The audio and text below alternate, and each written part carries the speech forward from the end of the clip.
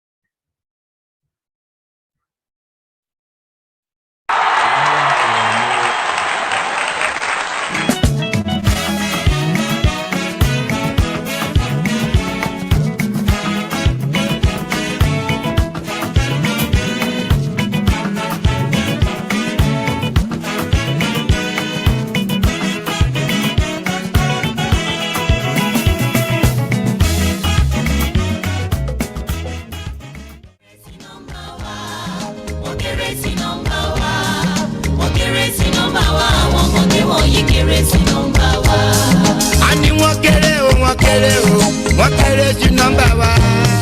Wọ́n kéré sí nọ́mbà wa, àwọn ọmọdé wọ̀nyí kéré sí nọ́mbà wa. Wọ́n kéré sí nọ́mbà wa. Wọ́n kéré sí nọ́mbà wa. Not because I suffer fast, not because I pray and fast. No be your show, no be that. I'm watching. Daily, Osinachi, I'm no kwa, Osinachi. One lemon, Osinachi, I'm watching. Daily, Osinachi, mama, Osinachi.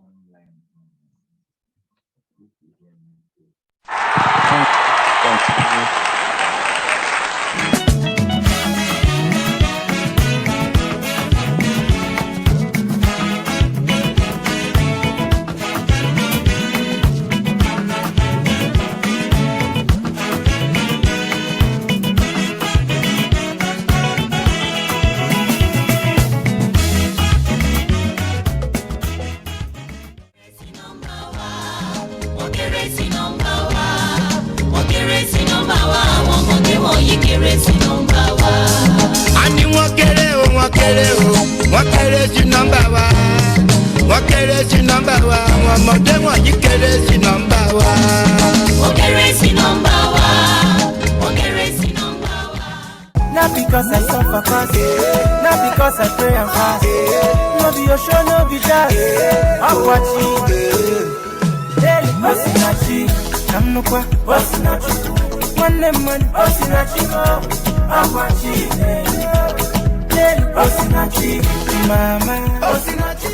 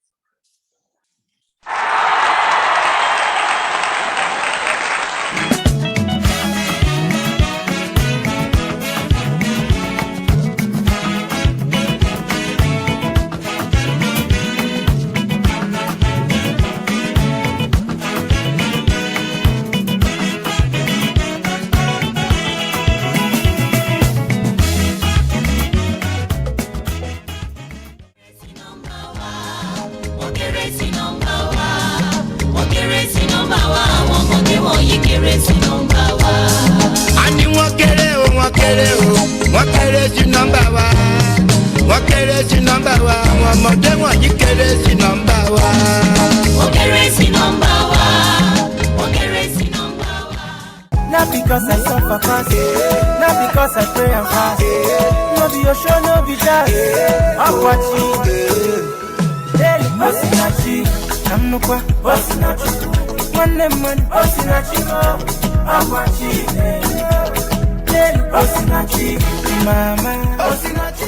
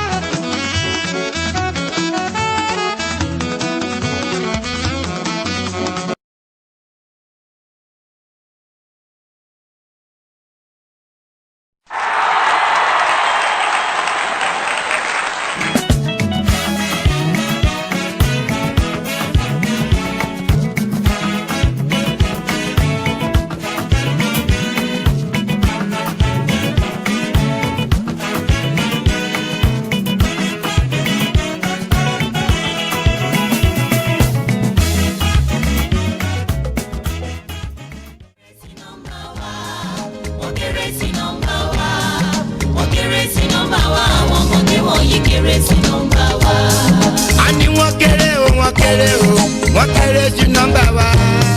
Wọ́n kéré sí nọ́mbà wa. Àwọn ọmọdé wọ̀nyí kéré sí nọ́mbà wa. Wọ́n kéré sí nọ́mbà wa. Wọ́n kéré sí nọ́mbà wa. Not because I suffer fast, not because I pray and fast. No be your show, no be that. I'm watching. Hey, Osinachi, I'm no kwa, Osinachi. One lemon, Osinachi, I'm watching. Hey, Osinachi, mama, Osinachi.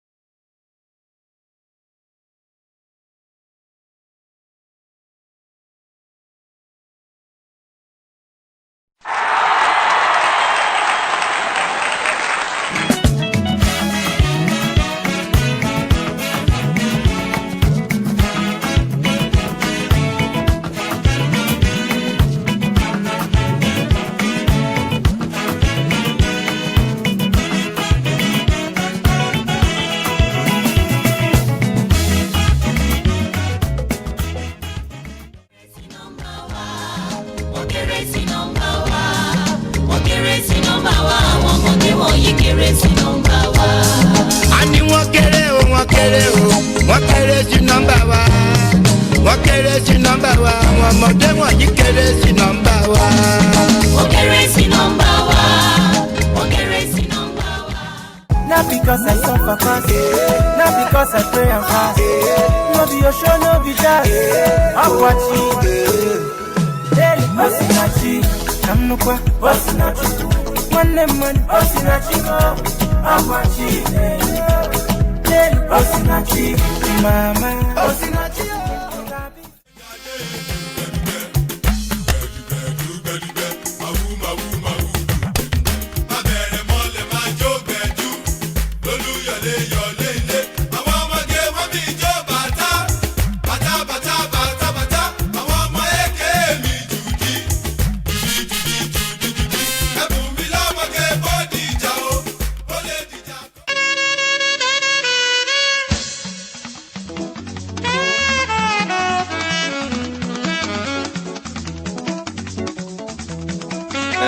Thank you, the LSA. How would the music come away? Hello. Hi, okay, the music. Yeah, good. Yeah. I was trying to pay the Quite attention. fiercely. Thank you so much for the heartwarming music. So, I think we are ready to start the panel. We have been eagerly waiting for this. Before we start, I just want to formally introduce, I think I sent all of us email, but formally introduce Dr. Pavan Maredi, who is a professor at Goethe University of Frankfurt, and he will be our discussant today. He's an expert in post-colonial and Anglophone literature, specifically in the area of conflicts and violence. So his insights will be very big addition to our conference. And I hope we have a very interesting conversation. Like I said in the email, we will, I say, fortunately, unfortunately, have this panel spread into 3 sessions. I wish we can all come together around a big table to have a discussion. So I hope we can kind of find a way to transition the discussions across these 2 days. And just remember that this is one conversation. It's not 3 different conversations, but one. And the making of the panel of the sessions is very arbitrary. So it's necessary, like I'm looking forward to Adesola's conversation, which aligns with mine, which we presented tomorrow. So that is how this panel is going to work. And I hope we can make it work that way. So let's begin right away with presentation. The procedure is that I and Dr. Pavan will be moderating this. So in case I'm currently at Ghana and my internet is not very reliable, so in case anything happens, then just bear with me, but Dr. Pavan will kind of take over immediately if that happens. We have 15 minutes for each person to present. After that, we are hoping that that will give us like 30 minutes to spend on discussion, by which we begin first of all to get insights of Dr. Pavan if he has anything to say within the first 10-15 minutes, and then we spend the remaining time for discussion. So I am going to be very strict on 15 minutes max. If you can do 12 minutes, that would be preferable, because we are mandated to have 30 minutes for discussion, and we don't even have that already. So I don't want to be tagged as rude if I insist on you cutting you off by 15 minutes. Please, please, please, we need to respect that as much as possible. So I think that is all about the procedure, how this is going to be. And I will go over to introduce our first speaker, no other person than Ademola Adesola, who will kick off this panel. We go in the order that we have the program arranged in the LSA schedule. So that will be the order we follow for the presentation. So Ademola Adesola is a new minted PhD graduate of English department at University of Manitoba in Canada. Ademola teaches literature at the International College of Manitoba, University of Manitoba. His research and teaching interests are African and Black diaspora literatures, postcolonial studies, war and literature, and popular culture. His doctoral research, which he just defended, examines fictional representations of child soldiering in contemporary African narratives. Issues of social justice and human rights and governance practices also animate Dr. Ademola. Doc, the floor is yours for 12 minutes, please, 15 minutes max. Well, thank you, Chijoke. Can everyone hear me? Oh, very good. Yeah, thank you very much. And I thank you for putting these 3 panels together. I also want to thank Dr. Maredi for agreeing to listen to our discussion. To my fellow panelists, it's good to be here with you and look forward to a very robust conversation. The title of my paper is Coming of Age in Captivity, Representations of Abducted Girls in Select Novels on Boko Haram Terrorism in Nigeria. Pretty much it's a paper still in its formative stage, and I, looking forward to interesting conversation on it. Okay, Chijoke, feel free to cut me off if I am going beyond 15 minutes, because all right. So my focus in this paper is on Adalbi's Omar-Badi's buried beneath the baobab tree, and Edna O'Brien's Girl. So forgive me, I have to put my, okay, good. All right. Both Omar-Badi's and O'Brien respective novels recreate Boko Haram's barbarities and abductions of girls and women in northern Nigeria. In their representations of the April 2014 infamous kidnapping of about 276 schoolgirls from Chibok Secondary School in northern Nigeria by the Boko Haram Islamic terror group in one fell swoop, these 2 novels, as well as others on the same experience, affirm the fact that conflict and the attendant human catastrophes are veritable sources of materials for literary writers. Although the horrendous activities of the nihilistic Boko Haram sect have received very robust attention from national and international media organizations, transnational humanitarian agencies, to researchers in the fields of law, history, security, among others. It is in the imaginative accounts, such as the ones I examine in this presentation, that the worrisome implications of those activities on individuals, families, and communities become even more foregrounded. In other words, in Nwabani's and O'Brien's fictional representations of the abductions of schoolgirls and women in northern Nigeria are invaluable, to use John Kehan's description of narratives of children at war in Africa, for the opportunity they offer to enter into individual consciousness and to be in touch with a distinct personality. Additionally, these narratives also serve as a memory vault, one which makes the story of atrocity difficult to forget for a long time to come, and in so doing, curates the period of the abductions of girls and women in Nigeria as another disfigurement in the evolutionary history of the troubled Nigerian state. In my engagement with these two novels, I examine how their female protagonist narrators come of age in the violence of captivity, how the girl protagonists construct their identity, demonstrate agency and resilience, how they adapt and make sense of their traumatic experiences within the terror group, and the narrative style each author adopts. The story of Nwabani's buried beneath the baobab tree is told in vignettes, that is, brief evocative description structured into 4 parts. The protagonist narrator of the story is Yatta, a 14-year-old schoolgirl abducted alongside many other girls in their school by members of the Boko Haram terror group. Yatta details the disturbing story of how the insurgent group truncates our educational journey and ambition as, quote, the first child from a village to ever win a government scholarship, end of quote. Yatta paints graphic pictures of how Boko Haram disrupts a family and community, subjects her and other abducted girls to intolerable experiences of sexual violence, unexpected motherhood duties, hunger, hard labor, and forceful conversion to Islamic religious practices. Through Yatta's lens, the image of Boko Haram as a dreaded disease ruining individual and community lives beyond repairs become evident. This protagonist narrator presents Boko Haram as a group that pathologizes differences, but favors a self-serving, constricting homogeneity. Similarly,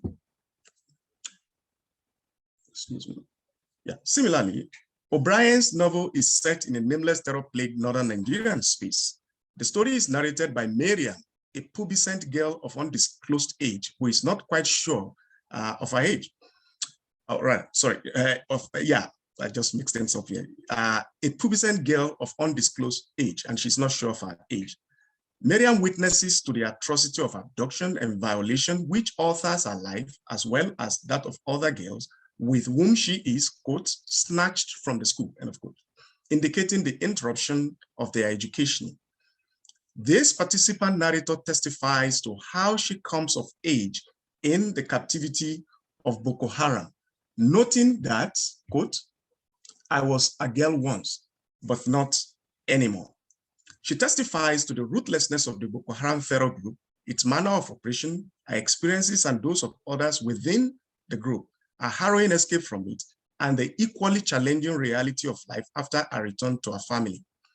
Based on its generic title, O'Brien's protagonist serves as a symbolic representation of the grime experiences of girls in conflict situations.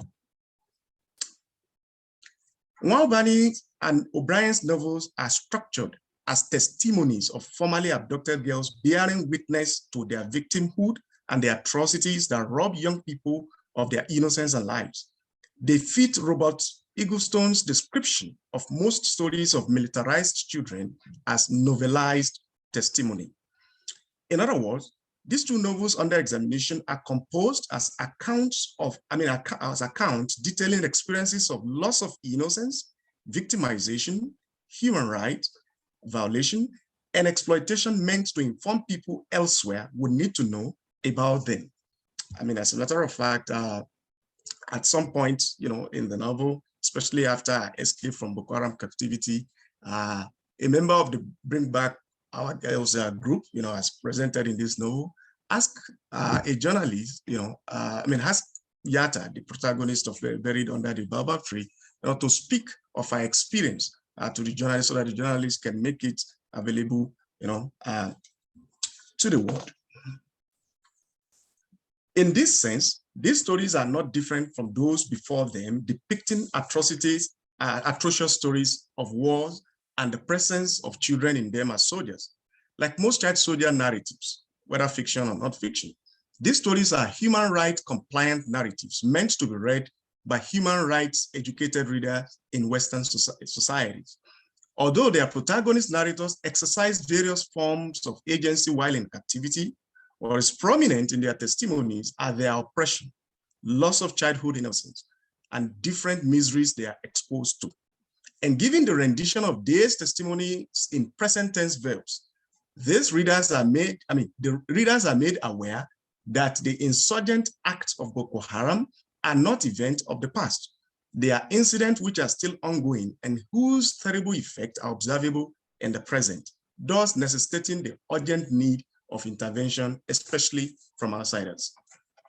The favored narrative style of these stories is the first-person narrative technique, a style that is consistent with testimony narratives.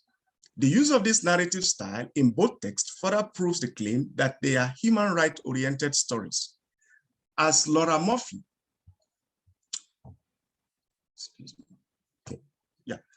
as Laura Murphy argues in her book, The New Slave Narrative, quote, the first-person narration is a staple of the human rights industry. And of course, Joseph Slaughter in Human Rights Inc. also makes a similar point. Using the first-person narrative style, the individual protagonist of Girl and Buried Under the Baobab Tree speaks directly and makes it clear to their audience what they feel about, that is, the narrator's experiences of captivity, the roles they play therein, and how they want to be understood. For example, in describing their experiences in Boko Haram captivity, both Miriam and Yatta respectively identify themselves as slaves repeatedly. Speaking of herself and other girls, Yatta says, quote, I am no longer a slave of Boko Haram. I am the slave of only one man. That's the point when she's betrothed to a Boko Haram commandant. And in another place, she says, they may not have as many landmines around here as they did where they kept us as slaves. And of course, another place, quote, she says, I wonder how long it will take before these new slaves that have accompanied our husbands back from the jihad will shed their body fat. End of quote. Time will not permit me to stress, because there's a lot to stress in this quote, but I can simply move on. Okay. Miriam also constructs, of course, in Girl, our identity and our fellow captives in Boko Haram enclave as slaves. Excuse me, I'm using two screens here. And okay. Here she says, because although we were slaves, we were also ransom money and could be battered, for big sums. End of quote. It is in Miriam's construction of herself and others as slaves that the sense in which the identity of slave in these narratives become evident. These abducted girls are treated by their captors as mere things, possessions, which cannot dictate how their owners should use them. As Miriam put it, they are juicy things existing for the pleasure of Boko Haram commandants they are gifted to as wife trophies. She describes how at the point of being given out to commandants who have won battles, as if we were cattle. As if we were cattle. It is in understanding themselves as slaves and things in Boko Haram's encampment that the concept of social death,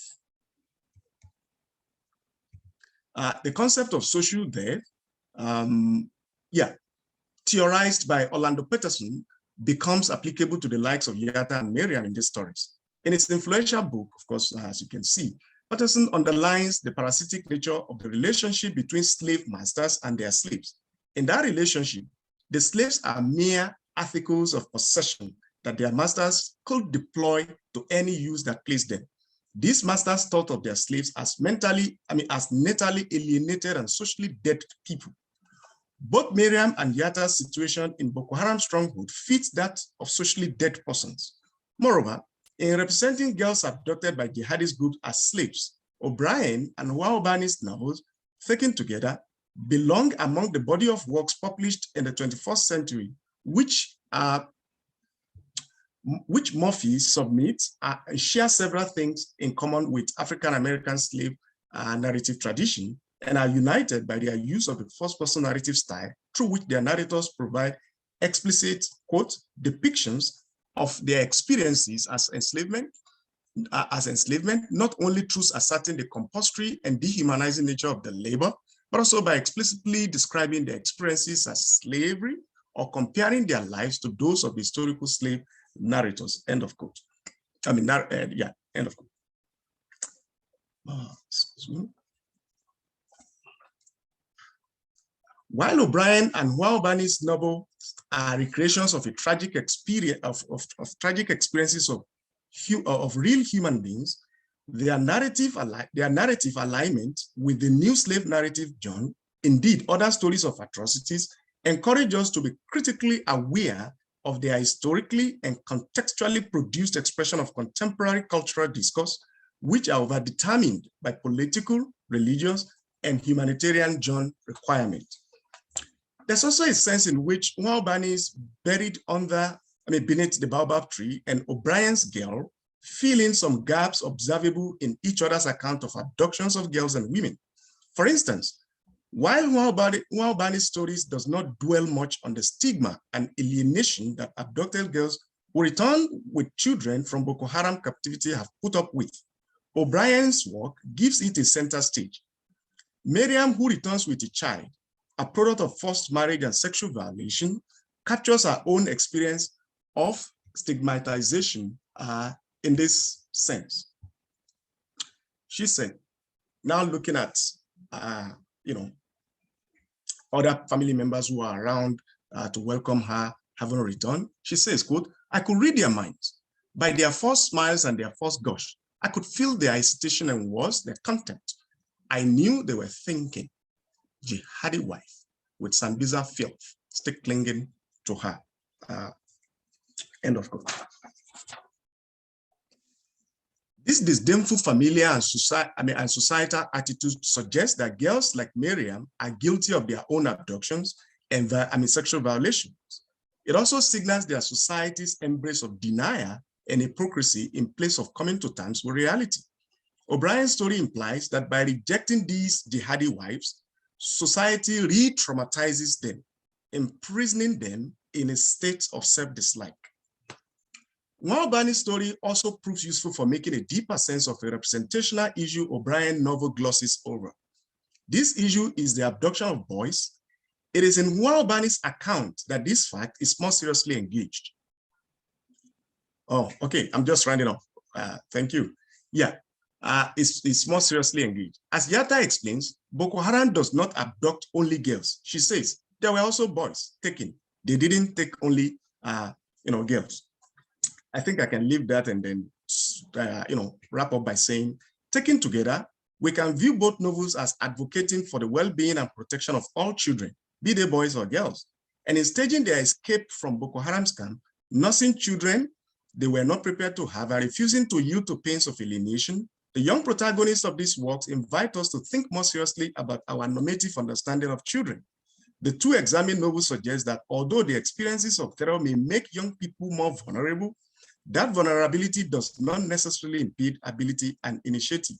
So in these two novels, especially based on the uncertain future of their female protagonists and the continuous abduction of children by Boko Haram, the novel highlights the fact that conditions that make young people vulnerable and to abductions and enslavement remain superficially addressed. I will leave things there. We can have conversation thereafter. Thank you for your time. Yeah. Thank you so much. So we are going over to the second position. We'll come back to questions at the end. So the second person on the list is Joshua Sunday Ayan Tayo, who is presenting on terrorism and the consumption of Fulani herdsmen in selected Nigerian newspapers. And Joshua is a PhD student of the Department of Linguistics and African Languages at the University of Ibadan. Joshua, over to you, please.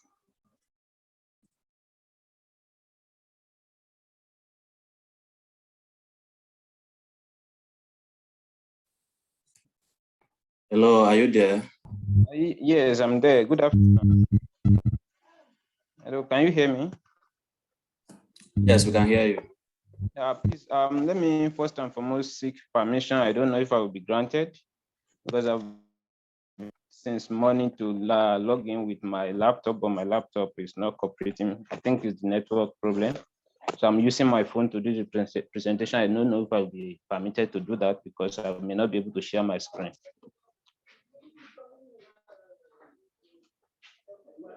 Please, I can't hear you. I can't. Please go ahead. I'm sending you a message as well. Okay. Thank you so much for the permission. Let me also mention that this work is part of my PhD, or my own PhD thesis at the University of Ibadan. The title, as said, is Terrorism and Identity Construction of Fulani herdsmen in Selected Nigerian Newspapers. It is a known fact that Nigeria at the moment is facing different challenges as regards, and the issue of Fulani herdsmen is also a serious challenge to Nigerians and Nigeria as a whole. The contact between Fulani and farmers has a long history.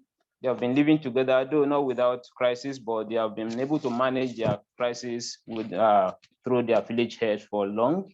But the crisis aggravated when Fulani herdsmen started alleging that their cattle are being rustled, and the farmers also alleged that Fulani are grazing on their crops, which set the two groups against themselves and creating a lot of issues.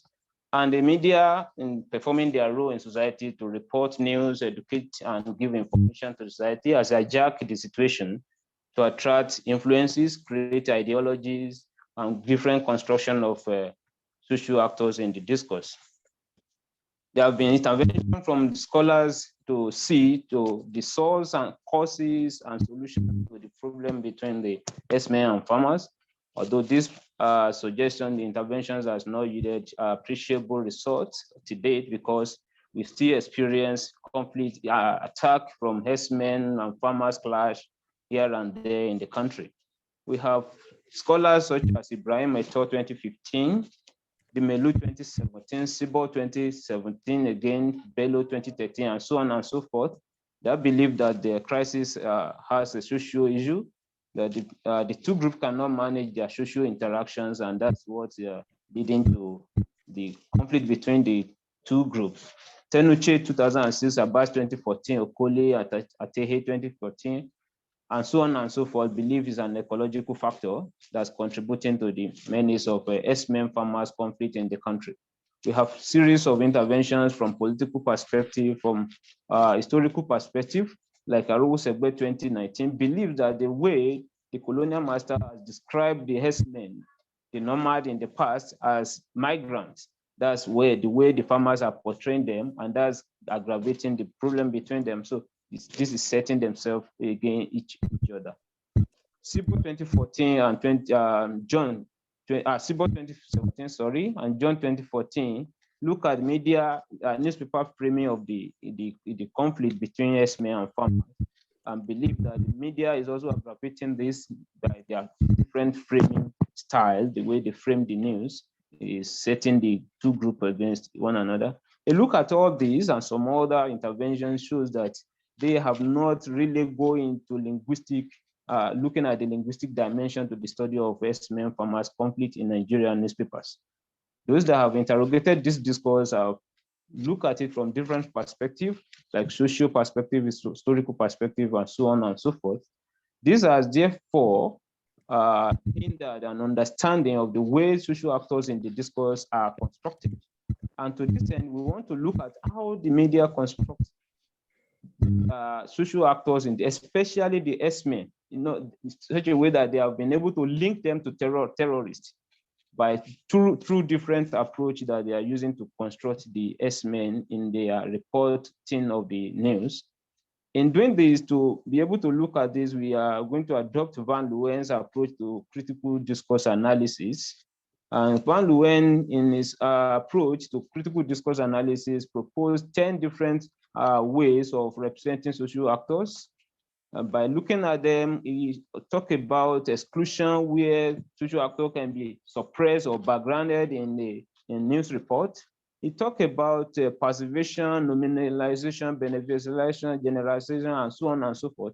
Different approach through which social actors can be represented in discourse is highlighted in Van Leeuwen's approach to critical discourse analysis. Our data were collected from Nigerian newspapers. 4 Nigerian newspapers were selected: The Punch, The Vanguard, Premium Times, and Sahara Reporters. 2 of these newspapers are print newspapers. They have printed and the online versions, while the Premium Times and Sahara newspapers are basically online newspapers. These newspapers are selected because we believe that they have a wider coverage than any all other newspapers in Nigeria, and they enjoy wider readers in the country. And the data cover a period between July 2018 and July 2021, because we believe that this period witnessed a surge in the attack between S-men and farmers in Nigeria. And based on the continuous attack of the S-men on their defenseless hosts, as been reported in the newspaper, they are seen as another face of or representation of terrorism in Nigeria. This is because, as some people have asserted, their mode of operation is similar to that of terrorists. In fact, it is on record at the time that they have killed more people than Boko Haram has done in Nigeria. You can check Premium Times 26th of July 2018, the Cable 29th of April, and so on and so forth. According to Ogungbemi 2018, the use of violence to achieve specific goals that are motivated by politics, religion, culture, or ideology can be referred to as terrorism. This may involve the use of sophisticated weapons to disorganize and threaten the peace of society. S-men, as earlier mentioned, are represented as terrorists through different strategies. Representation support the terrorist ideology that we have in different newspapers in the country.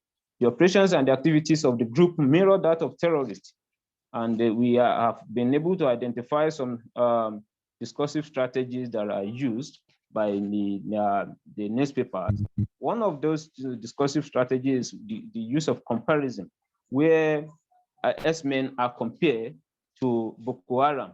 In the Vanguard of 6th of April 2017, the newspaper report that the Senate highlighted the need to deal decisively with S-men attacks across the country, describing the phenomenon as another form of Boko Haram.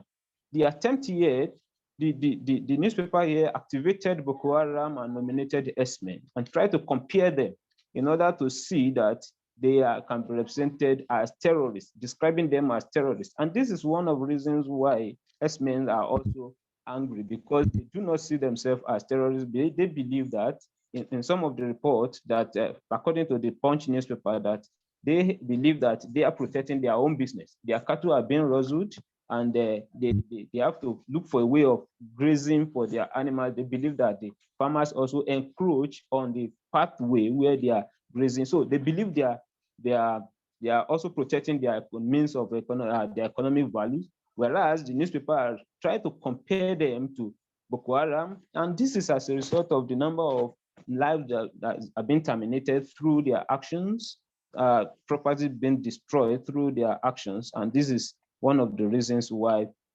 the newspapers compare them. In another report, they are also being compared to Al-Shabaab, ISIS militant groups, and other deadly groups that are wreaking havoc across the globe.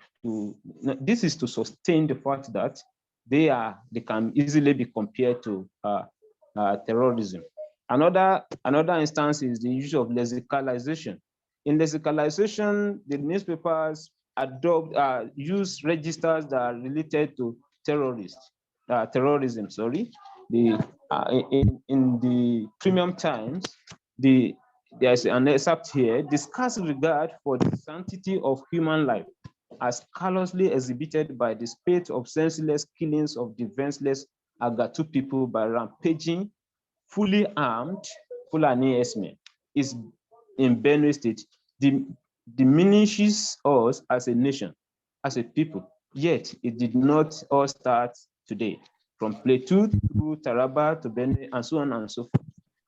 Mentioned here. So words such as senseless killings on defenseless people, rampaging, armed, and so on and so forth are used as registers related to terrorism that are used in this discourse to possessivize and functionalize the herdsmen as a terrorist.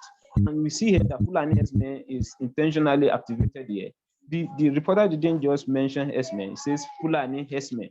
In order to ascribe the tribe, there's a tribe called Fulani, in order to ascribe them to terrorism in the country. Other words such as bloodthirsty marauders, referring to them as marauders, bloodthirsty, also ascribe that labeling that role to them as terrorists.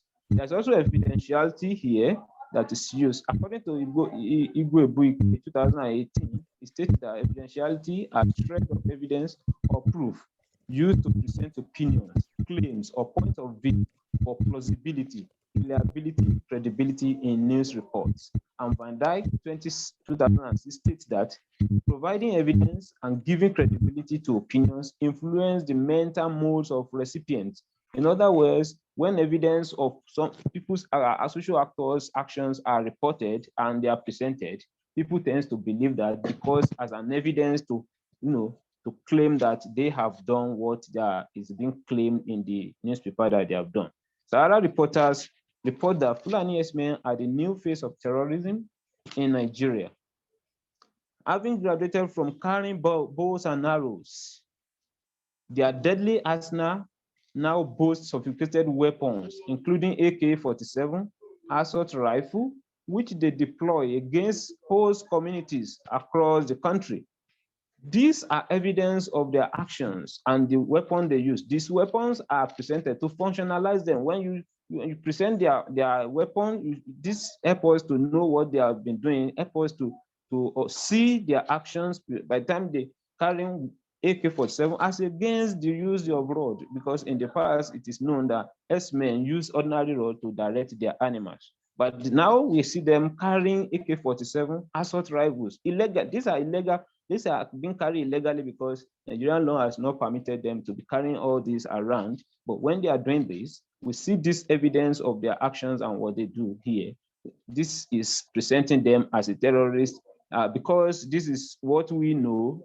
For instance, the Boko Haram that we know here is they make use of this sophisticated weapon illegally, and that's what they use to terminate lives. The same thing is what S-Men is being reported to be carrying around here, and explicitly the newspaper activated and nominated the S-Men to show that it is not any other group but the Fulani S-Men that's being referred to as terrorists here. There's also the use of figure. The newspaper make use of figure to present, the gruesome experience of people about on the actions and the activities of S-men in the country by highlighting the number of people they are terminating weekly basis, daily basis. For instance, the Punch newspaper reports that assenting to the bill, the Benue governor chillingly noted between 2013 and 2016 alone, Fulani herdsmen killed more than 1,878 men, women, and children in cold blood from 12 local government areas. In addition, 750 people were critically injured, 200 still missing, and over 99,427 households destroyed. Presenting these figures help us to see the activities of S-men and the result of their actions in the affected areas. The use of figures here present them as enemy of the society and make us to see that they are not friendly at all and can be likened easily to terrorism. And in doing this, we are able to see that the newspaper is presenting them and putting these figures so that the society will see them as enemy of our immediate society. We can also identify the use of implicature here. Sorry, I'm not sure you can see the screen, but less than 2 minutes to go. Oh, thank you so much. Let me just mention here that at the end of this, we have been able to identify some discursive strategies being used by the newspapers selected to describe them to present S-men as terrorists to another terrorist group to the society, such as comparison, localization, evidentiality, penchant for figure implication, and also there is the use of labeling by the newspapers to describe our S-men group as a terrorist group. Thank you.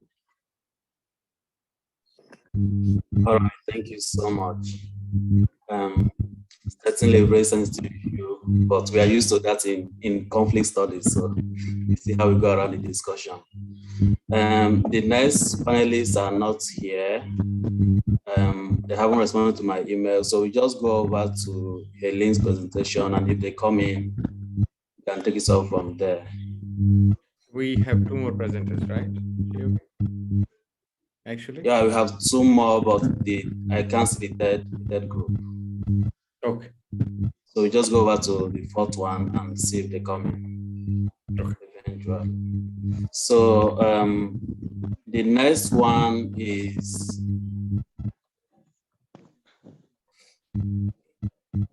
I would rather die and let my parents bury my corpse than go with the Boko Haram. Discussive Dimensions in the Narrative of Boko Haram Survivors by Helen Uga. Just a moment. Helen Uga holds a PhD in English language from Obafemi Awolowo University. She specializes in discourse analysis and pragmatics, as well as new media discourse, political discourse, and feminist discourse. As a self-motivated academic who is committed to female rights and empowerment, she strives to advocate for women through rigorous scholarship. Her research interests cuts across the intersections of gender and society, as evident in diverse phenomena and different contexts of human communication. She's presently working on women's narratives as well as discourse on abortion in Nigeria. She's a recipient of the Lagos State Association Best Graduate Student Paper of 2019. She teaches English language at Elizabeth University in Nigeria. Helen, over to you, please. All right. Thank you very much for this opportunity. Once again, it's Helen Uga, and I'll be looking at the discursive dimensions of in the narrative of Boko Haram survivors. But before I go into that, I would like to play some of my data.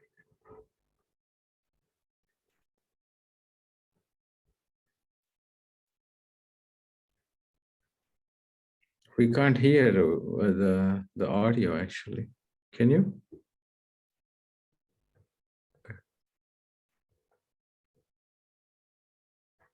Can you hear now? Yeah, I think it should be a bit louder on your side. There are subtitles anyway, so we can actually read it.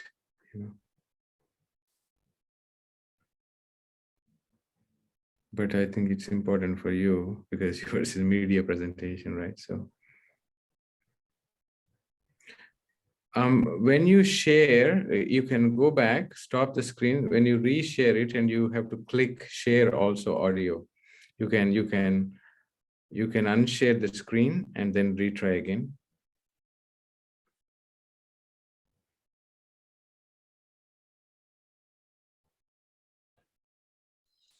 Ellen, stop sharing and then stop sharing and reshare. So try it again. And when you try it again, there'll be 2 buttons on Zoom. You have to click them. Share also audio. So you can. Okay.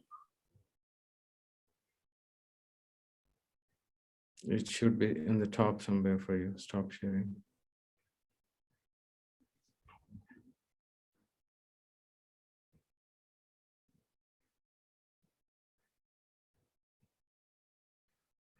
Well, somehow I can't find the stop sharing button. On the top, you maybe- will see.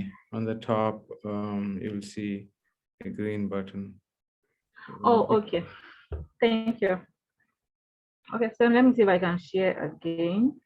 When you share, and it gives two buttons, you have to click them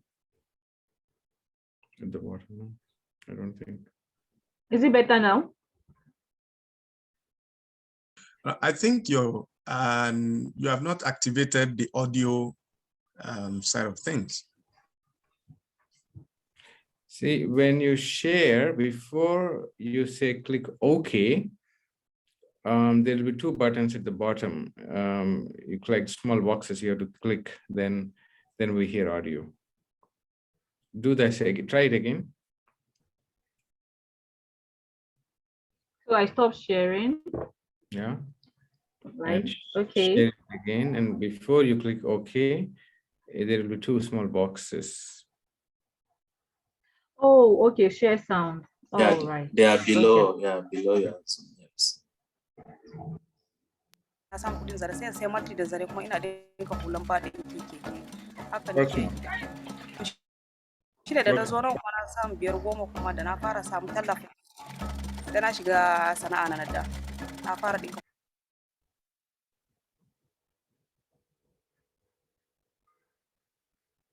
na nime shi to da na nime shi ya ce kai gaskiya na riga na yi aure ba zan iya suna da yayin ba haka ya ce zo da Boko Haram ma take zaman ki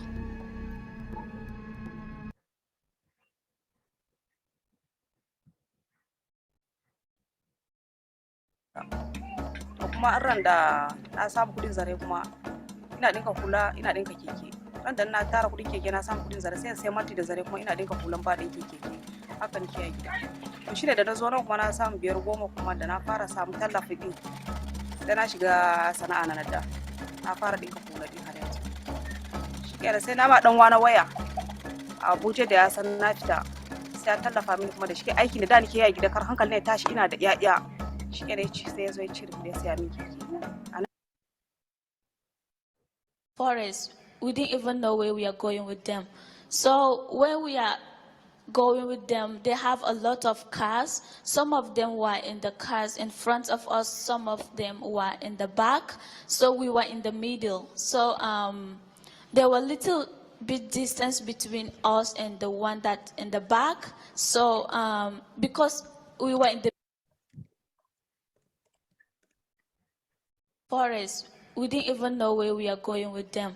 So when we are going with them, they have a lot of cars. Some of them were in the cars in front of us, some of them were in the back.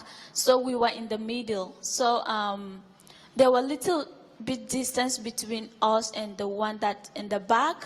So because we were in the middle of forest and it was night time, so some of us decide to jump down out of the truck and hide somewhere so that we should find a way to escape. So 2 girls jumped down and I decide and say that I'm going to jump down out of the truck.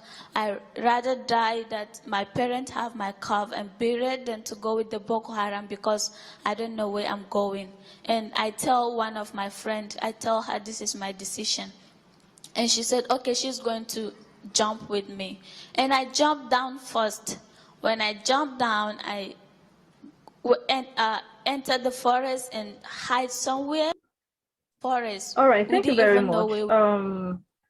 It is general knowledge that war and conflict as well as insurgencies affect women differently when compared to men. That is not to say men are not also victims of the violence associated with insurgencies and wars. But for women, it's usually very different because as the emotional and psychological trauma that comes with such kind of violence, women are also exposed to sexual violence. And just like Dr. Adesola said earlier on, women as victims of around violence experience a different kind of victimization or oppression. They are most often abducted and forcibly married to the Boko Haram. And since they are usually very young, they give birth for these men, and may have to leave their children for the men if they are eventually freed. Though in some cases, they get to take their children along when they escape or when they are set free by the Nigerian military. Now, the Boko Haram insurgency is a kind of violence that over the years has targeted women, probably as a result of the objectification and the female body, and also because women are viable, have been used over the years as viable tools or objects of insurgency. They have been used as perpetrators of violence as well as weapons of violence. Between 2019 and 2009 and 2019, there was a record of over 100 cases of Boko Haram targeted specifically at women. So these attacks have further exacerbated the gender inequality, which extensively means that suffer more. Now, like I said earlier on, some of these women have escaped, while some others were freed by the military. But I argue in this study that it investigates the women's narrative. I mean, the survivors of Boko Haram attacks, the narrative of the women who have survived this attack, so that we can have an idea of women's perception of their experiences. I also argue in this study that although women are victims of Boko Haram insurgency, they are not always victims. Okay, though they are perceived as victims, they are not always victims. They most often come out stronger, and can be considered and can therefore be considered as heroines who had survived against all odds.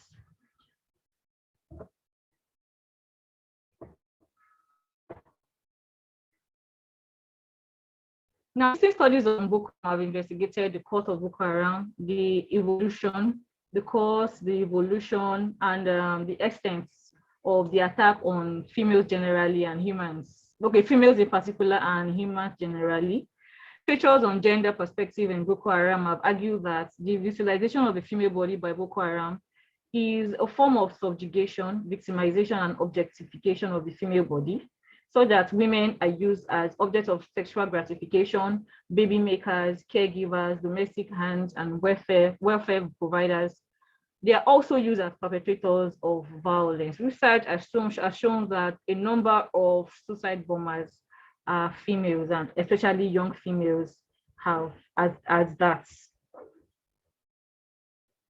However, this study deviates from such studies listed earlier on by explicating how women navigate violent spaces during insurgency attacks, and also the tactics employed by these women to navigate such violent spaces as explicated in their narrative.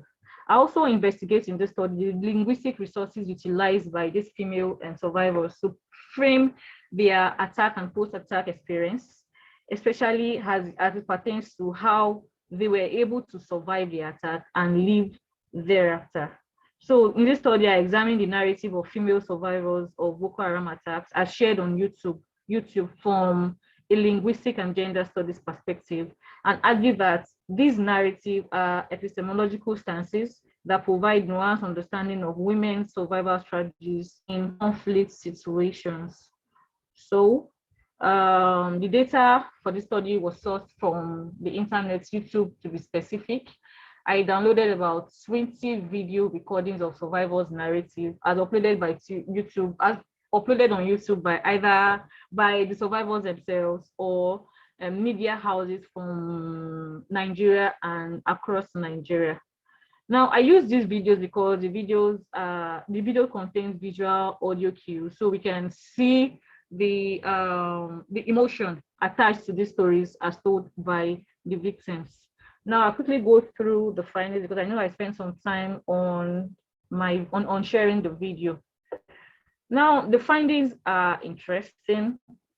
Now, as much as this study is not about how women are victimized in insurgencies, I cannot downplay the role of trauma and the victimization of females during insurgencies. So, in constructing the attack and post-attack experience, um, the survivors portray that they find the experience traumatic and unbearable. In some of the videos I watched, they actually shared a tear too, despite the fact that the attack happened maybe several years before the interview. Now, this is expected considering the nature of Boko Haram insurgency, where many lives were lost, and some of the victims lost very close family members. Some of the women lost their spouses and children, and very close relatives as well. Now, in constructing their experience using the discourse of trauma and victimhood, we can say that this construction helps the victims as well as the viewers of the video to understand the impacts of terrorism on humans generally and the victims in particular. However, I would like to say here that the discourse of trauma only reflects in the victim's narrative when they are narrating their experience or what they experienced during the attack. Once they get off, once they get away from that particular scene in their narrative, they become better. Okay, the emotion and the face of trauma, like I'll call it, goes off, and then they have this smile of confidence. Also they are able to move away from the trauma after the attack. They're able to live on with their lives, move on with their life. And for me, I would like to say here that the trauma associated with the insurgency shows that they are not weak.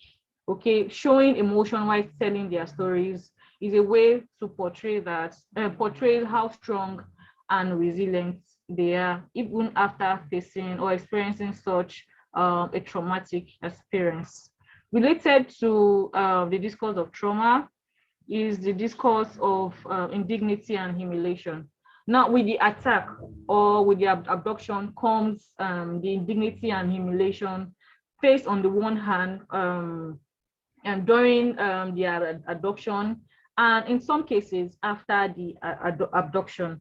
Like Dr. Adesola said earlier on, in the novels he used, the women are most often re-victimized after they have been released or after they have escaped. They are regarded as Boko Haram spouses, and most time people do not want to have anything to do with them. So for me, I would say that through this discourse of indignity and humiliation, the survivors suggest that the society see them as complicit victims of their own trauma. However, despite the re-victimization and the stigmatization that comes with being associated with Boko Haram, these survivors move or try to move beyond the societal stigma by making a life for themselves. First of all, they won't be able to share these stories if they are not alive. So being alive alone is a sign that they are heroines of the Boko Haram insurgency. Now I'll move on to the discourse of resignation. By constructing their experiences using this discourse, the survivors portray themselves as stoic, learning to adjust to life after the life-changing encounter with Boko Haram. They resign themselves to fate by admitting that what has happened, and as far as they are alive, they can move away from that and make something for themselves. I argue here that this is in itself a mark of bravery, as they do not allow their experience or their traumatic experience to cause them despair or to weigh them down. I also argue that the discourse of resignation concurs with the notion of pragmatic fatalism, where they couch their traumatic experience as predestined by God or others, whatever supernatural force they believe in. And through this discourse, the survivors distance themselves from their situation and attempt to provide a positive perspective about that. Like one of the survivors says, "I am not enjoying that I have a baby by Boko Haram, but I am resigned to be a mother to her. I am daily reminded of this cruel and unfair shame." The women also discursively construct their experiences using the discourse of selfhood and personal responsibility. With this discourse, they portray themselves as innovative and initiative. Like in one of the videos I saw, we watched, I think the third video, the young girl shares the story of how she was able to survive that attack by jumping off a moving truck. In the first place, it is difficult to jump off a moving car, not to talk of a moving truck. So naturally, it would be expected that one would be afraid of jumping off the truck, because if you don't die, you get serious issues. But that did not deter her. Because of course, one might say that it's human instincts of surviving or survival. But in this case, I will also call it brain. So here that the survivor's ability to be able to be proactive during the attack,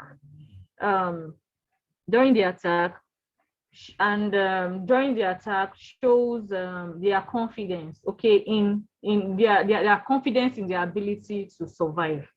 Moreover, while sharing this experience, women experience a strong sense of confidence that shows that they have been able to move on and now plan of their life despite their next experience or slavery situation. With this discourse of selfhood and personal responsibility, I have 2 minutes more. Okay, all right. Can you conclude? No, you don't have to be saying anymore. Your time of actually. So you can conclude. Okay, all right. So I would say that in conclusion, the discursive construction of the women's experiences shows that women have agencies in sharing their victimization, their insurgency experiences. It gives them, and this experience transcends the experience of victimization and vulnerability. It shows that not trust in the trauma of the experience, but goes on to be heroes after the situation. Also, yes, conclude that the discursive constructions of their experience demonstrate the extent to which women refuse to be victims in terrorist incursions, explicating how their narrative reveals their ability to partake in post-conflict reconstructive acts. Thank you very much for listening to me. Thank you so much. All right, so I can already see a very lively discussion on the chat, but before we get to that, please let's have a response from Dr. Narrating. Thank you so much. Thank you for inviting me, Chiyoke. It's quite an honor. It's definitely a completely different vibe listening to Nigerian scholars, because there is not this forceful attempt to look for agency, dig for agency. You know, I have one of the things that comes through all 3 of your talks is that sometimes giving space to articulate victimhood itself can be a form of agency. See, most of the time in the Western scholarship, there is always a very forceful attempt to give voice to the voiceless, right? So I think in Helen's talk, this is very clear that you give that space that, you know, by articulating themselves, by articulating victimhood, you say that they construct a selfhood, right? So which I find quite interesting, quite unique. But before I go, because 3 papers have 3 different genres, journalism and fiction and media, I just want to play a very little clip to make a point from a documentary. Can you see it? Can you hear? Who crumble the economy? Can you hear? Yeah, okay. Mercilessly. The truth is, I always tend to root for the underdog. And I felt an attraction to these men who were taking on the world's largest oil corporations and the corrupt government of Africa's most populous nation. So I took my camera to Nigeria to try to meet them.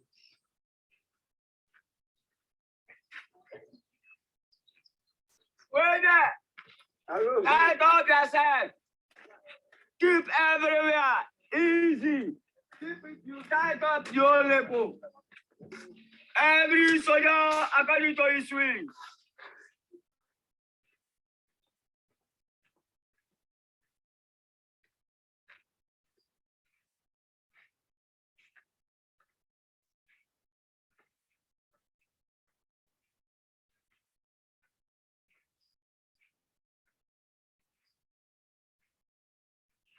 Earth.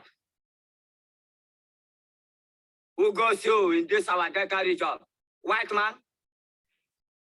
You come with our chief of staff? Yes, sir. Our chief of staff, you, your brother? Yes, sir. You white man, brother to black man? Yes, sir. You come here for the Niger Delta? Yes, sir. Your brother to Niger Delta? Yes, sir. Feel free. Thank you. Say only what you see. Don't add or subtract.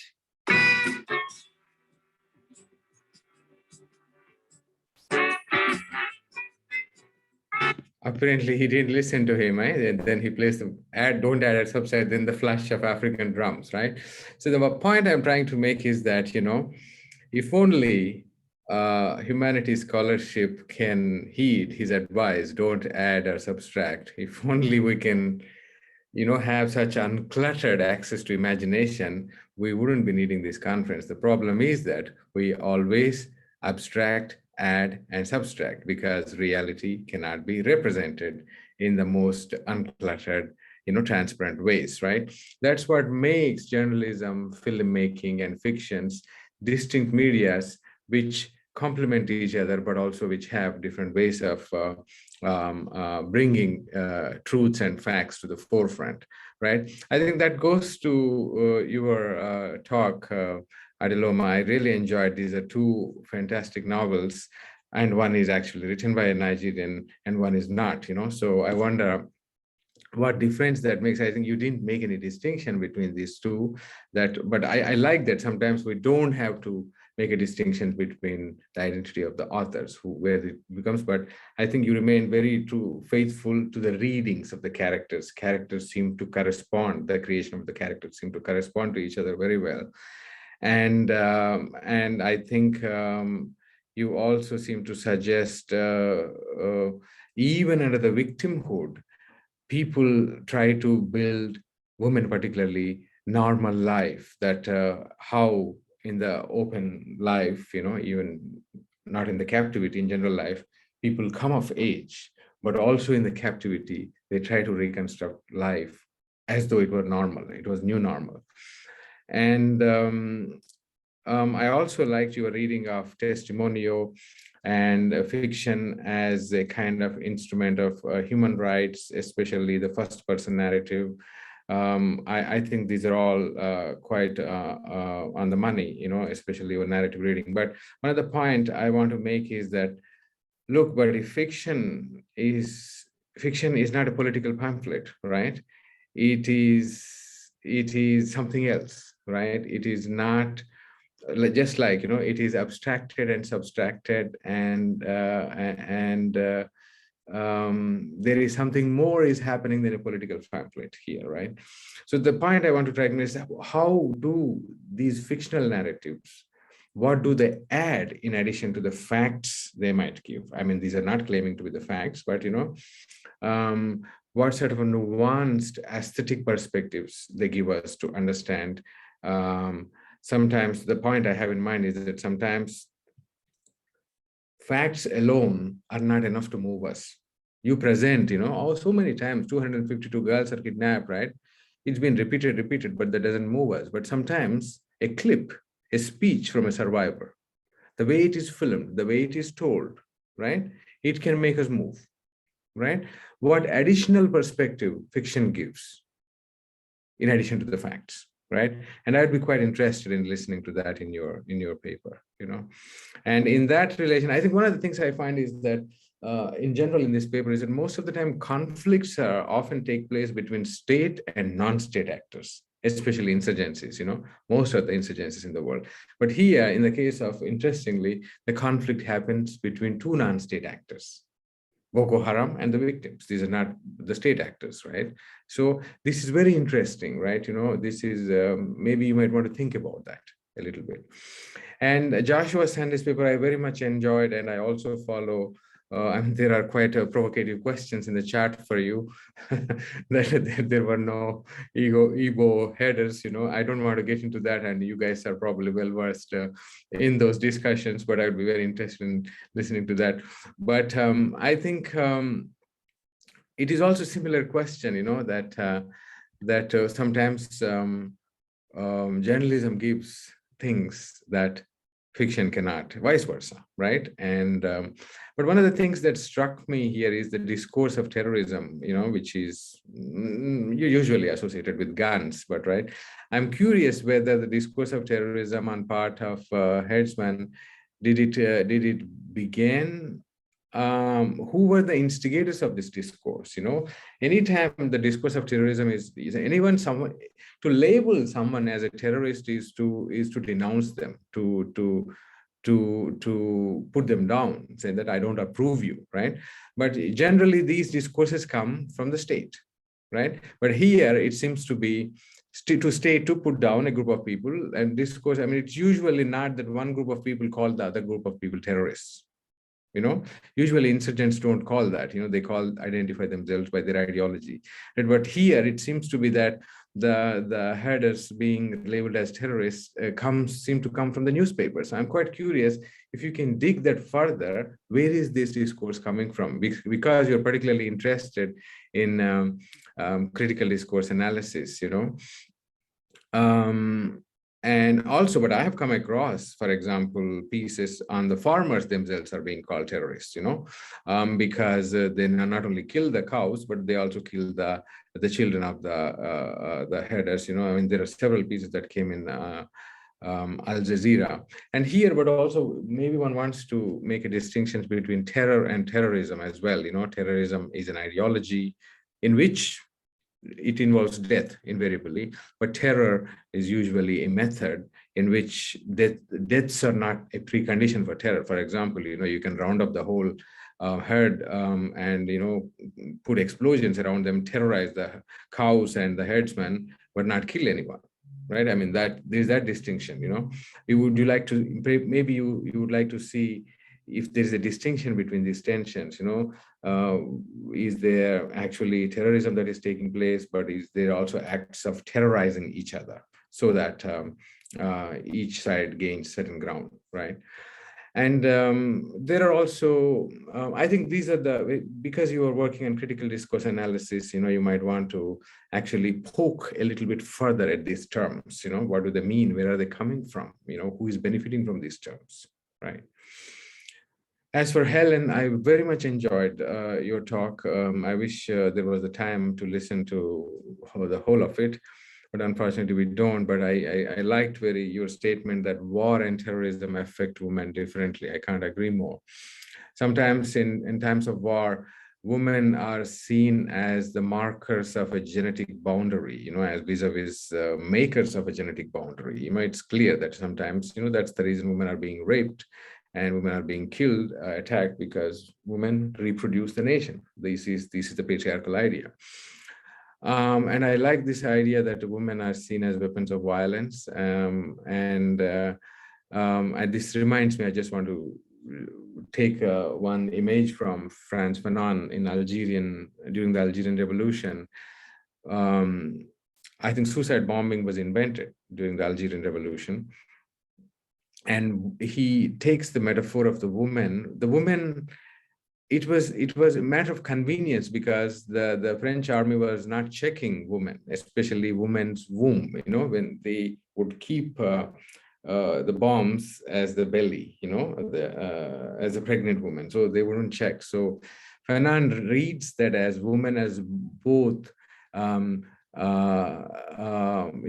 makers, but also womb destroyers. Right, and he reads women as valiant heroes of Algerian nationalism, right? But I'm not sure how far you can push that romantic idea that I mean, men should also be doing suicide bombing, but that's not the case. If you look at other countries like Sri Lanka, it is mostly the women who are being drawn into the acts of suicide bombing, which is quite tragic, I have to admit. But then again, sometimes there is this idea that when life is so impossible and miserable to live, death itself becomes a form of agency, a kind of release from a bondage, right? In which religion serves as a trick, nothing more than. So sometimes what we call acts of terrorism can be acts of agency. And I don't want to get into that argument, then I will be called a supporter of terrorism. But, but we can push that argument further, right? And I really liked your idea that storytelling as cathartic, as a way of shedding off stigma. It is it is amazing to realize but from reading the novels on Boko Haram and watching videos, I've come to realize that when people do come out of, when they survive Boko Haram, they come as completely different people, right? Before they might be stigmatized to report a kind of rape that has happened or whatever injustice that has happened to you, but after they are more like they've got nothing to lose, they've lost everything, their honor and whatever. So telling their story becomes an act of agency, it's a cathartic act of agency. So in that sense, your 3 papers were fantastic, and I learned a lot. Yeah, that's where I leave, and back to you, Chioke.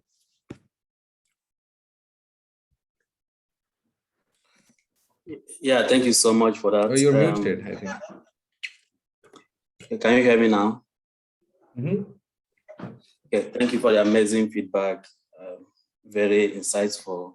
I'm sure I am torn between like abusing my own position as chair to ask so many questions as I have and open up to the chat because we have so much going on. I just wanted to like maybe just make 1 or 2 general statements. Something I find very interesting between Dr. Ademola's presentation and also Dr. Helen's is this idea at the end of the day of what to do with this category called trauma. In Dr. Helen's, for example, I find the idea of trauma there very, very much generic that I want to even ask like, what do you categorize as trauma? Because when you talk about trauma as, they tell this story and they move on, is something that I'm like, is that like, how do you understand trauma? How does it work for you as a category that you are using? But how it connects to Dr. Ademola's presentation is that, the idea of how this event affects these individuals that you narrate in that novel, for me, is very complicated because on the one hand, you read the use of Yata and the girl as a way of making a collective claim. On the other hand, we are reading the trauma that is coming to them as an individual way of experiencing trauma. And this will come up when we move on, I think tomorrow, to Dr. Adebola's presentation on continuum of trauma. But that constant question between individual and collective trauma will continue to animate the discussion. Because on the one hand, even from the clip that Dr. Helen shared, we are seeing how Boko Haram is affecting. She was reading how it affects this woman, but I was seeing how it's affecting the community in general. So when a husband, for example, refuses to welcome back the wife, it's not just that the wife is suffering. There is something that happened to what Kai Erickson will call the social tie of that community, which is why I'm recommending for almost the 3 of you, or asking this kind of general question. What do we make of what's the name of this author? I'm trying to get the book now. What Jeffrey Kaufman calls the assumptive world that happens in a conflict situation. How do we read the way that conflict situation or terrorist organization destroy society in itself?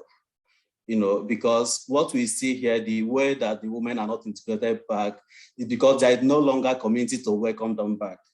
All the ideas of like virginity, purity, all of them have been destroyed, at least going by the theory of assumptive world. And I just want us to kind of pay attention to, a little bit how the social tie of the community, Nigerian community and the cultural community is also being affected, if not destroyed in a conflict situation. And that can go on even in Fulani herdsmen. It has not always been the same that you see herdsmen and see them as terrorists. Something is happening to Nigerian social consciousness and to our cultural understanding of what society means in this sense. And I don't think we are thinking enough about that. If we have time, I will come up with some other comments, but that's just a general statement for all of us on this panel to think through as we move on. So for now, let's go to the charts.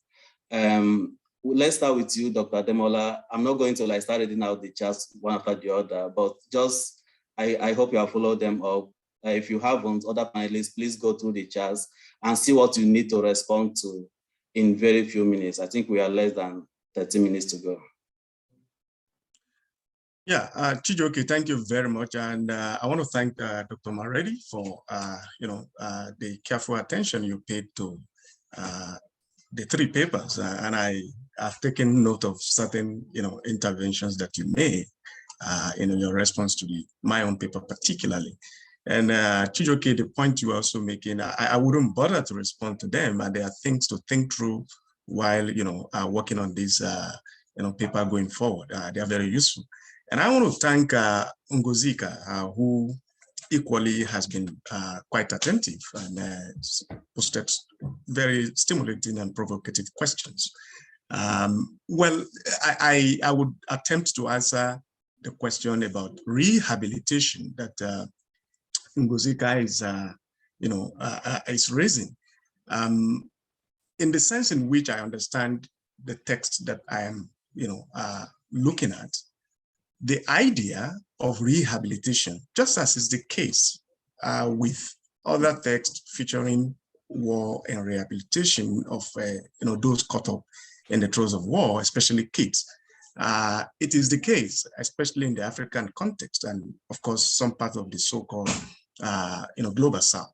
So it's the case that the rehabilitation, or to begin with, even before we get to rehabilitation, the demobilization of young people caught, in war, and then eventually their rehabilitation is not something that is done by their society. It is work that is sourced to outsiders, which in this case makes outsiders, especially in the West, feel very, very, pleased with themselves, and it advances a particular established notion of Africa as very, very unlivable. And that it's a place where it's a dangerous place to be a child. And so what you find is that in trying to demobilize and rescue, rehabilitate people caught in war, this duty is left, for outsiders to come to, who have to descend, metaphorically into this hell of a place, to rescue, to salvage, to save. And if I may detour a bit, in the Nigerian context and the reality of the Nigerian space is that the duty of demobilization and rehabilitation of kids abducted by Boko Haram has now been NGO-sized. In other words, we now have NGOization of governmental responsibility, such that government is superficially present. And that makes it possible for these kids to be candidates for reabduction, in that sense. And so if you look at the rehabilitation camps, they are veritable grounds for the making of young people into suicide bombers, into whatnot. And of course, where you process them again for abduction. So this text that I read suggests that the conditions that would make children vulnerable to abduction, to weaponization as soldiers and whatnot, they're still very much there. And that is the sense in which the present tense that is used here, makes sense. The story is told in present tense, throughout, in that sense. So I will stop there so as to make room for my other co-panelists to make their point. Dr. Helen, please.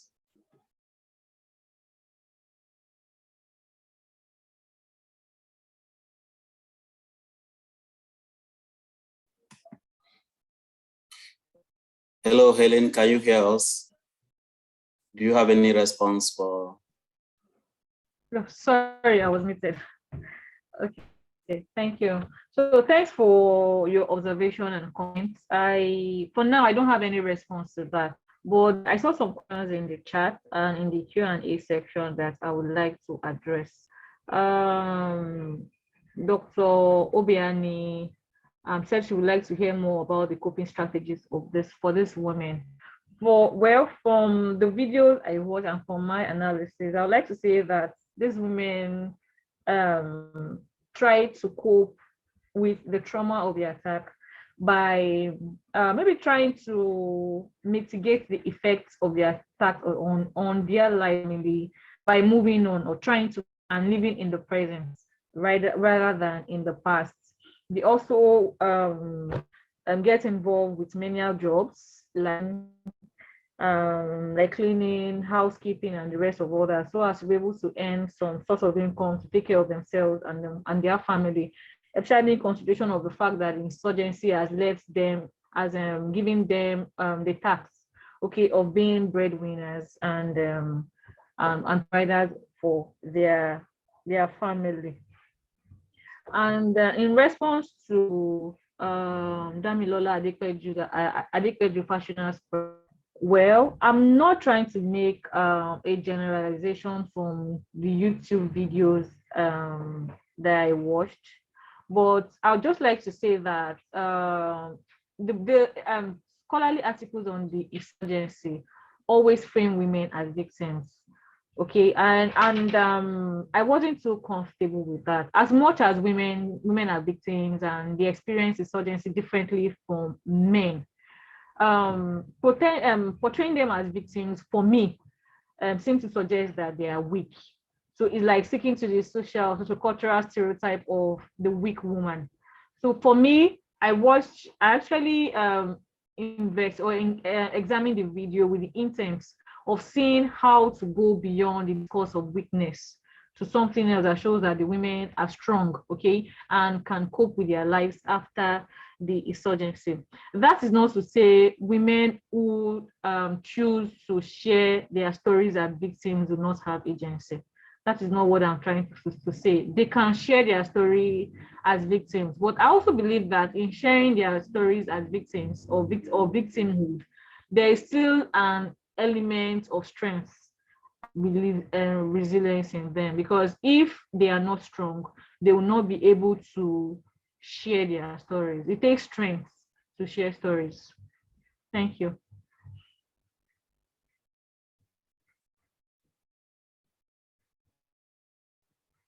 Between what you said, Dr. Helen, and Joshua's presentation is to really think very hard about also how media framing of gender plays a role in our understanding of Boko Haram terrorism. I saw you started Dr. Riola, for example, but one of his last articles on Boko Haram really takes up the issue of how the BBOG activists like consciously frame Boko Haram terrorism as a gender war, for example. And he kind of debunked that because some of the facts you brought up, like how they have killed women, 100% and all of that, was some of the matters he engaged with. And we see you also started like metaphors in her book on women and Boko Haram, where she was actually saying that, look, though like this has affected women very seriously, but we are not really thinking very much about how it's affected like men or community in general because of this emphasis on bringing back our girls and the gender connotations that come with it. I have a paper coming up with that Dr. Paban is editing, which I really went out using Barry Benedict Babab, for example, to read against this idea that Boko Haram has been somewhat a gendered war, for example. And I read that itself as framing, as a kind of gender media construction and also activist construction that was more or less even uplifted by Western feminists who couldn't see African women beyond being victims to African men.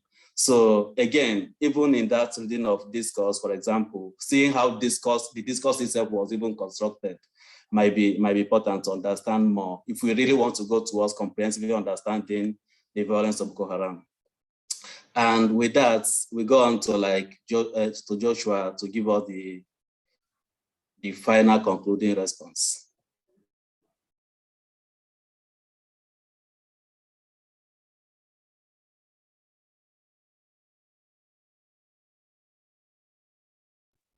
Hello, Joshua, are you there? Your microphone should be off. Yes.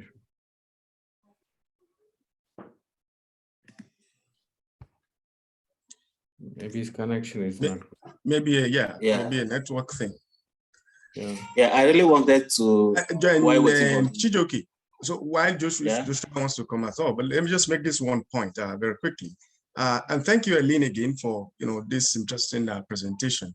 I like the point you're making about victimhood, and I want to say that it's a fact that victimhood is one of the many identities of girls and women abducted, by Boko Haram. And it's unfortunate that it is this one out of many that humanitarian organizations, especially from the Western side of our world, privilege and emphasize as about the only thing. But within armed group, for example, the girls who jump off, the trucks that were conveying them to Boko Haram's camp, how do you describe that as agency? Even obeying Boko Haram members within the camp itself is a form of agency, especially for survivor.